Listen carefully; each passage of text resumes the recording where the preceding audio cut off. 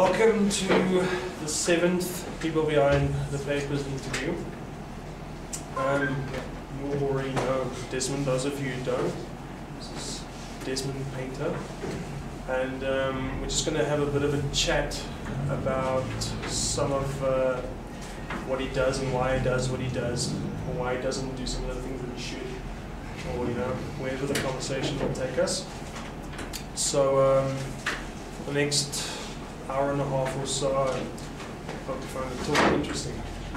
So if we could just have a round of applause for our guest, Desmond Painter.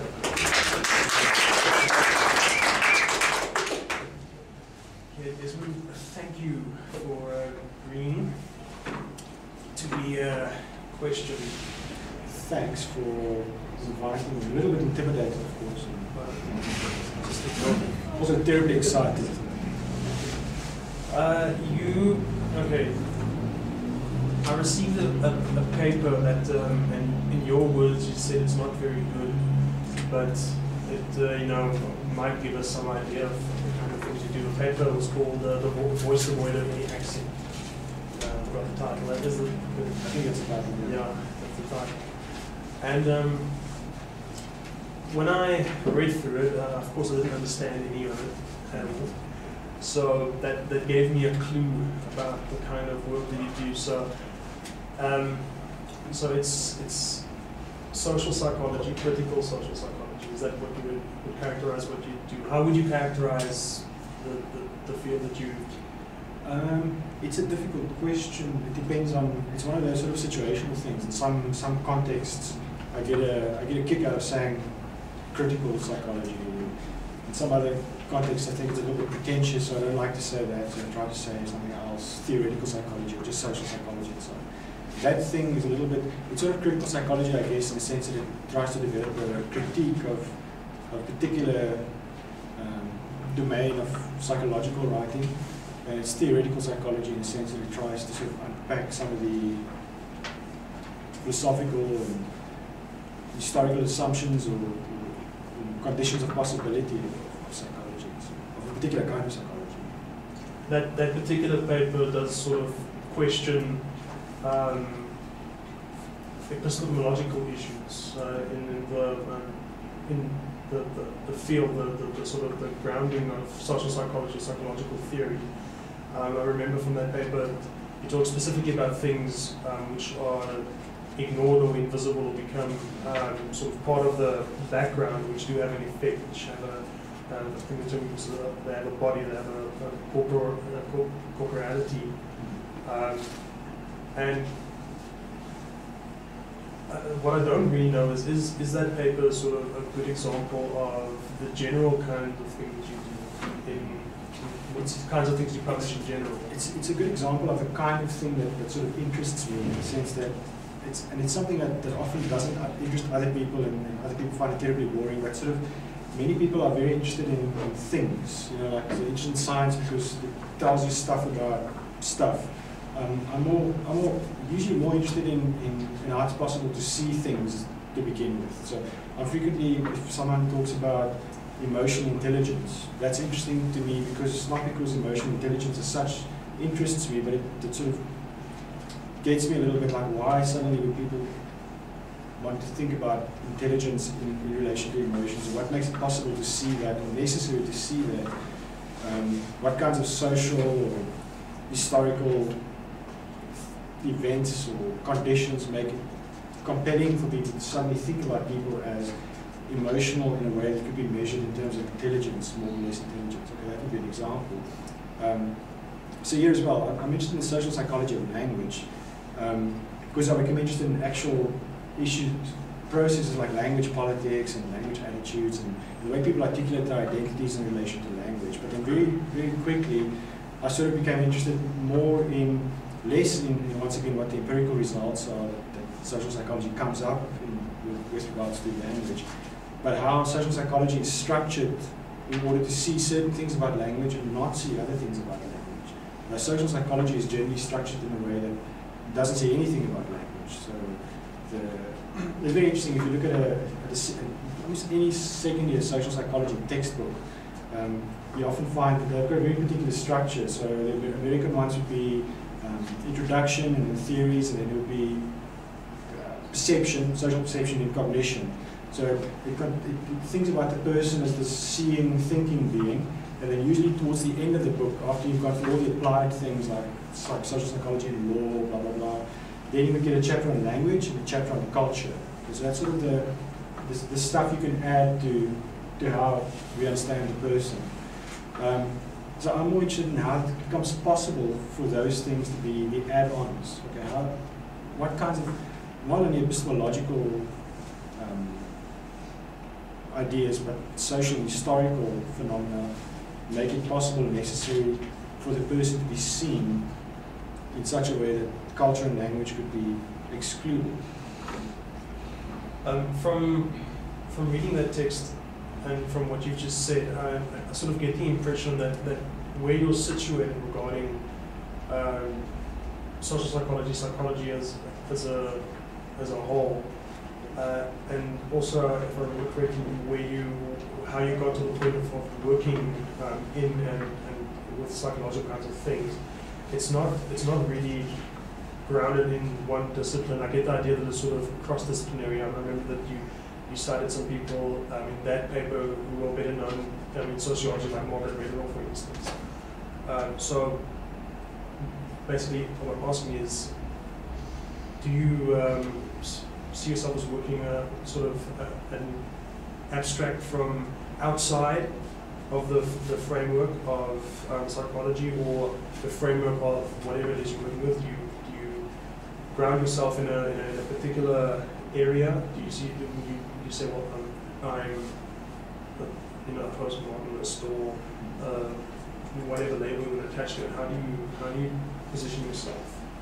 Well, the issue around disciplines is quite interesting. I mean, nowadays there's quite a buzz in academic life around issues, not just interdisciplinary, because people often spoke about interdisciplinary things, so sociologists and psychologists and historians would team up and then do something.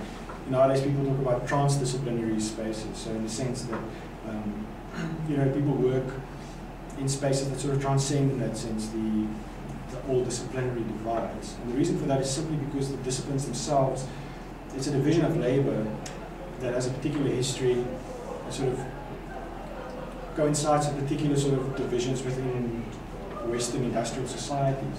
And as the world sort of changes, the division of labor itself doesn't make that much sense anymore. So sometimes I think that, like in critical psychology, sometimes what we do is you work from a transdisciplinary position, and psychology is one of the things you study. It's almost like an object of research. But sometimes, of course, you work in a broader sort of social science frame, addressing things like racism or nationalism and language. And then what I would do sometimes has a certain psychological accent, in a sense. So yes, there's a lot of quite historians and sociologists and stuff, but there's a certain psychological accent in it. Maybe when I study or think about language, I'm still interested in issues like subjectivity or how people become attached to positions, issues around identity and so on. So it moves in and out of psychology, but I do think that the sort of disciplines, in a sense, have an institutional value, and they reproduce, they make it possible for us to be employed in a way that makes sense to the bureaucracy, and we get our salaries and we get our psychologists and so on. But in reality, real sort of living research work doesn't really fit into these demarcations. I mean, it's very, and also they're nationally specific. So what in the UK would be a clear distinction between sociology and psychology would not be in France or Germany. So it depends. There are sort of national traditions around how the social science are carved out. I like what you said just about psychology being the object of your research rather than the means to do research. So whereas somebody else would say, well, I do psychological research and I'm situated in that framework, and that's the idea I got from, this is the idea I got from the paper of yours I read, is that rather than researching things through the eyeglasses of psychology, rather than looking at that way of looking at the world. So you're looking at the way of looking at sort of it's a secondary level kind of thing. I mean, because psychology is a fascinating thing. You know, it's a worthwhile thing to study as an object simply because it's such a huge discipline, simply because its vocabularies, its practices, its expertise sort of permeates everything. So from the sort of boring academic stuff that people do to Dr. Phil and every magazine you buy, psychology is everywhere. So it's a fascinating thing to study and to figure out how it functions in society. And I think in that sense, if there's some kind of position, you asked about something like postmodernism, that me and I and a lot of other people, you know, we sort of Foucault's work, we may not be Foucauldians in a strict sense, but I think that sort of seduction of trying to figure out how and why psychology comes to be as a discipline and certain practices and how it then sort of permeates and sort of becomes part of the fabric of sort of contemporary life. It's an interesting analog for me that what I've read and when we talked, that situation coming towards the discipline from outside, it sort of mirrors your academic history, as well as that your association with social sciences or with psychology as a whole also comes from at a sort of a tangent.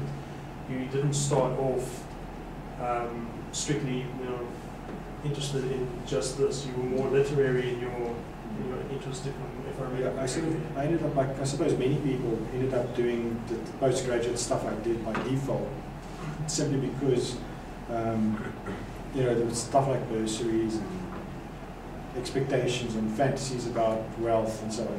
I don't know what I was thinking, but so yeah, I started doing a normal BA, thinking that okay, maybe I'll do journalism. Maybe then later I thought maybe I'll do philosophy, and then I thought maybe I'll just become like cool and be an author or something. And then, you know, I got a very good bursary from ESCOM, in fact, to study psychology. And then someone in philosophy said to me, I said, no, I actually want to do philosophy as well. So I finished my honours in psychology and then do philosophy. And then someone said, well, you know, philosophy sort of becomes interesting when it's done in a particular context, so you may as well do all these things in psychology. So then I did a master's, and then I was trapped. How long, at what point did you publish your first piece of work?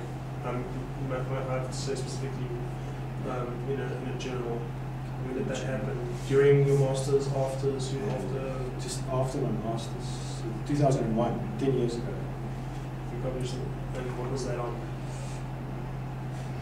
It was a critique of Desmond discourse analysis. It was published in the South African Journal of Psychology. Yes, and Kevin Durham attacked me. And then I had the opportunity to reply to him, so I was really happy about that because I could have 2 articles for the price of 1. Did you have to try a few times before you got something published, or how many attempts before that first publication? I think that was in fact the first one, but it came back with severe and ego-damaging responses from clever people who afterwards revealed themselves to be Kevin himself, Don Foster, and I can't remember the third person. And that's also sort of in line with your later stuff.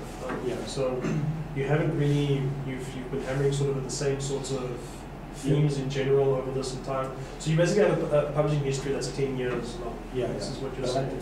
It's interesting. I recently did this NRF thing where you apply for rating, and then I thought it's going to be a really difficult narrative to write because it seems to me that I'm sort of,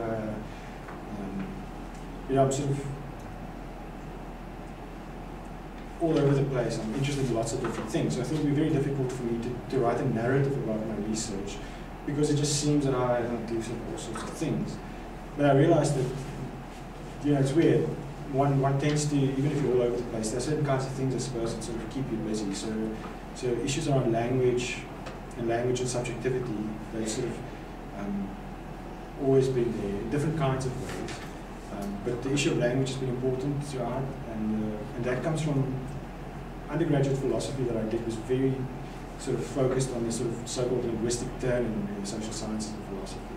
So some of the things that influenced me was one course on Wittgenstein and one course on Derrida, actually.